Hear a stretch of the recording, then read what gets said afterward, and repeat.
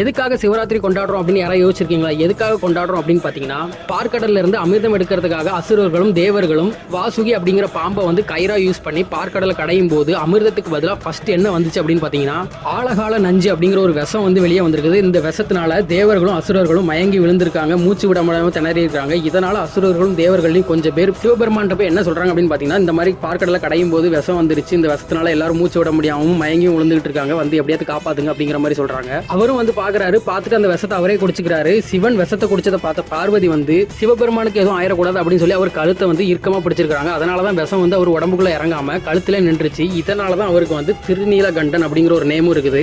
அதுக்கப்புறம் என்ன நடந்துச்சு அப்படின்னு பாத்தீங்கன்னா, இந்த விஷத்தோட நஞ்சுத்தன்மை வந்து முறியறதுக்கு சிவன் வந்து நைட்டு ஃபுல்லா முழிச்சிருக்கணும் அப்படிங்கறதுனால அவரை வந்து தூங்க விடாம இருக்கிறதுக்காக அசுரர்களும் தேவர்களும் சிவபெருமான தூங்க விடக்கூடாது அப்படிங்கிறதுக்காக ஆடி பாடி சந்தோஷமா இருந்திருக்காங்க அந்த நைட்டு ஃபுல்லாவே. அதனாலதான் அந்த டேவை வந்து நம்ம இப்போ சிவராத்திரி அப்படிங்கிற மாதிரி கொண்டாடிட்டு இருக்கோம். இந்த வீடியோ பிடிச்சிருந்துச்சுன்னா லைக் பண்ணுங்க. அதே மாதிரி இந்த மாதிரி வீடியோஸ் தொடர்ந்து பார்க்கணும் அப்படின்னா நம்ம சேனலை சப்ஸ்கிரைப் பண்ணிக்கோங்க.